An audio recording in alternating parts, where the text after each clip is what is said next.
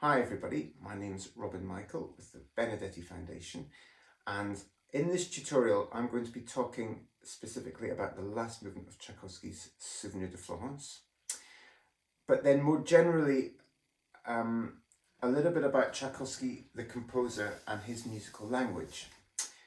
I think if most people were asked what it was about Tchaikovsky that appealed to them, the first thing many people would say, of course, it's the wonderful melodies that are so touching and beguiling. You think about pieces like Sleeping Beauty, Swan Lake, the violin concerto, which I'm sure many of you have heard Nicky playing, and that's absolutely the case. He had an extraordinary talent for being able to spin a melody. In other words, take us a melodic thread and take us on a journey that we didn't realize at the start how far we would go. Now, that's absolutely the case. But for me, what's even more important, and important for us as the musicians interpreting this music, is that we understand Tchaikovsky's harmonic language, which for me was as unique as what he could do with the melody. And of course, both things are completely integrated. But for me, I can't start to think about how to play a melody unless I understand what's happening below in the bass and in the harmony. And that's particularly important in this music. It's often the case with Tchaikovsky, I find, that the music can get a little bit lost if we're not careful, if we don't actually show the listener the different twists and turns that he takes harmonically. And we'll be looking at exactly how that works in this piece, and also perhaps in some other works, just to give you an idea of things to think about as string players, things that you can take not only with this piece, but violinists if you're learning the violin concerto, cellists if you're learning, I'm sure the first big piece of Tchaikovsky that you will learn, if it's not this, is the Rococo Variations, which was the case when I was young. So, who was Tchaikovsky? Well, for me, one of the important things about this music is that we understand the sort of lineage of Russian music as well. And one of the most important, the sort of founding fathers, if you like, was a composer called Glinka. And Glinka was very much in the sort of classical vein. And I would urge you all to go and listen to some music, some chamber music, some orchestral music by Glinka. And you will hear already that there's a sort of quintessential Russian flavour to this music. Now, what do I mean by that? Well, harmonically, they use cadences in the same way that Mozart or Haydn would have done so. But there is a slightly more modal feeling to it. In fact, talking about modal music, well, we're working the Vaughan Williams as well, which is absolutely 100% in that language. With this, it's much less obvious, but nevertheless an important aspect. And of course, Glinka was very much influenced by Mozart and Haydn. Tchaikovsky also. Mozart was his great love. Also Bach, and of course we'll hear in this movement in particular what a good writer of counterpoint Tchaikovsky was. We've got one of the great fugues to play in this work. But one thing I would urge you to think about and to reflect upon is something that I was, when I was a student, told, and it's something that I've kept with me since then, which is with Russian music, with Tchaikovsky in particular. And actually this came up in a lesson I had with a wonderful piano teacher called Hamish Milne, who passed away a number of months ago, who was a piano professor at the Royal Academy of Music. And I had a lesson on the Rachmaninoff cello sonata with my pianist collaborator Simon Crawford Phillips, who was a student of Hamish's. And Hamish said something that really resonated and really made sense with this music, which is that this music is despite all the emotion and everything that comes from the heart in this music, and it really does, this music should never become sentimental. Yes, there's an incredible nostalgia about it, but the moment it becomes sugar-coated, it loses its nobility. And there's a great nobility to this music. So just have that as a sort of starting gambit, if you like, with this, that we keep it. There's a Hamish used to say, you need to be warm with the head and controlled with the heart. There are many ways of putting it, but I think there are so many strands to this music that we need to understand before we can let go and let rip, which of course is just as important as well. So let's talk about some specific things in the last movement of Tchaikovsky's Souvenir de Florence. If we look at the movement as a whole, there's not actually a huge amount of material. What Tchaikovsky does is he gives us basically two main themes. The first one are seemingly innocuous opening, and then we get a wonderful lyrical second theme, which is hugely gratifying to play, and with a bass line, it's a fantastic bass line. And then Tchaikovsky starts to have some fun reworking, putting the ideas together, and of course then we have our fugue, which is a great sort of romp of a fugue, if you like. But our challenge is to know exactly, to have a 100% clear idea of how we want to present these themes in terms of speaking them through the bow, and how we interpret the markings that Tchaikovsky's left us.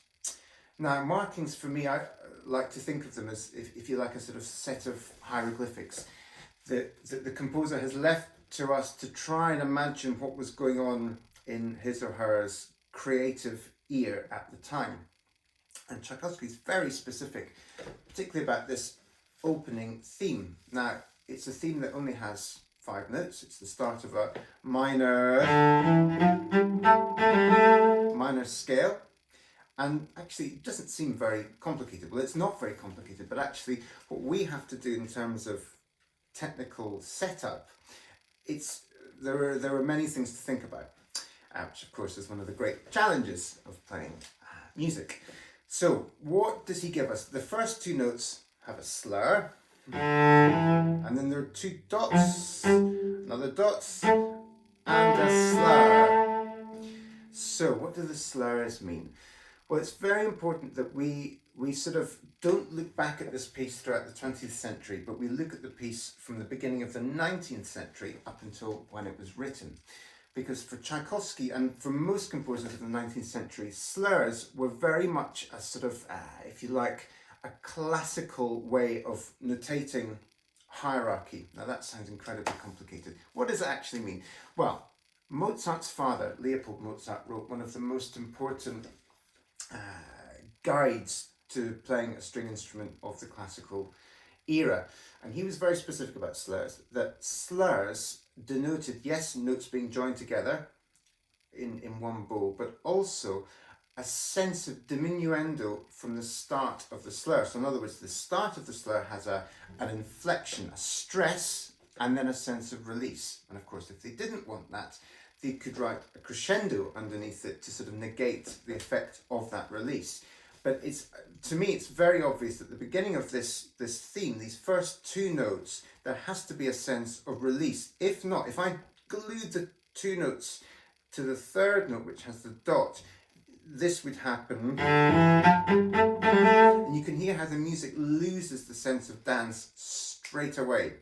So it's very important that and I'd like you to just practice construct a scale, D minor scale, having this sense of release from the first note where there's a stress. We sink into the string. You can hear the sort of, and even the vibrato follows that as well, so that I'm starting with an open string, but if I carried on, the second note has vibrato, has resonance, but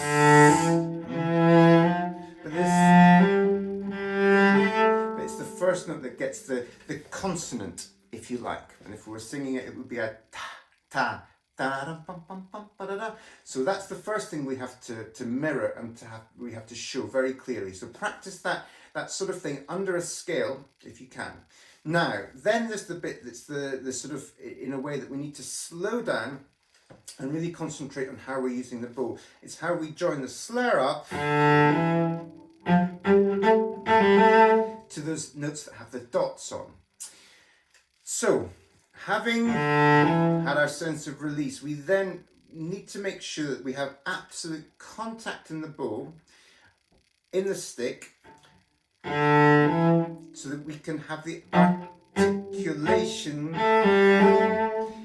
for the third, fourth and fifth quavers. So again, I like to take this out of context and construct a little scale. We'll stick with D minor and anything you like, and just get fluent all over the instrument, having this da, da, da, da. The most important thing, of course, being at the end of the release of the down bow that we've got the, as I said, the contact, so that we can really articulate with the fingers, with the arm, the third and fourth quavers. So start with a simple scale, and then start mixing up. So you can do things in broken thirds,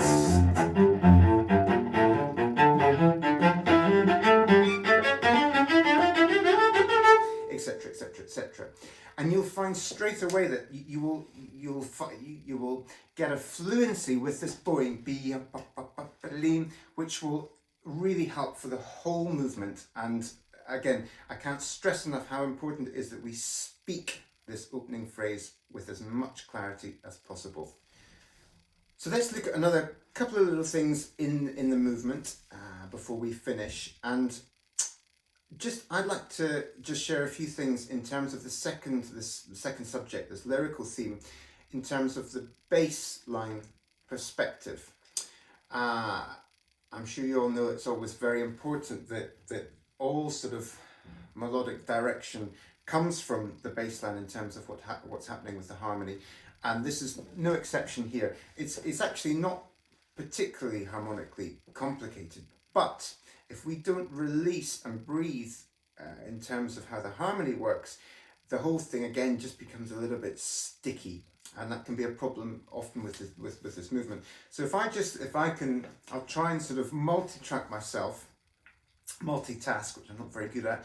If I sing, tim, ta-dim, you can even hear, I mean, actually when the bass line is, when it's going full throttle, we're playing in octaves, but you can hear straight away that that's the end of the first bit of the phrase, is not a strong point. Yeah? So again, how you play that, there has to be a sense of release there. And then if we continue, well, here we carry on,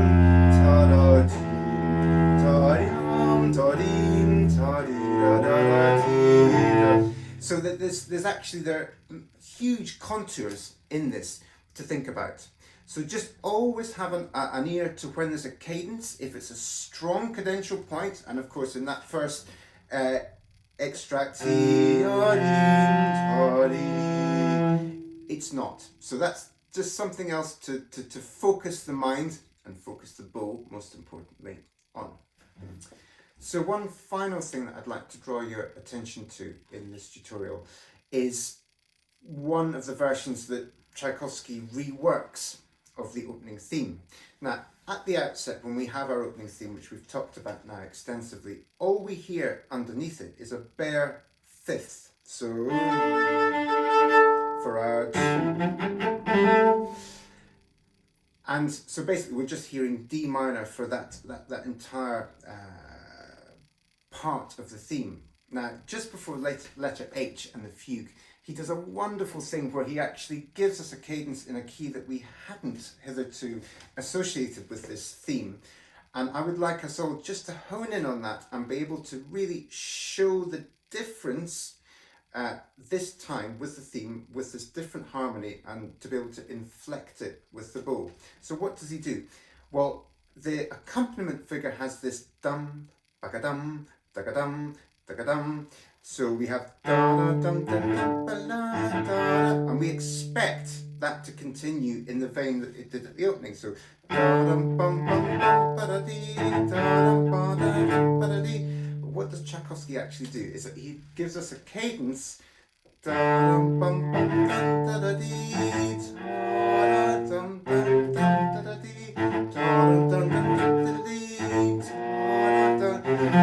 when we get to that cadence, there's something incredibly comforting about hearing F major, which is of course our relative major key, in the context of this, what has been a very sort of terse D minor tonality. So something else to watch out for.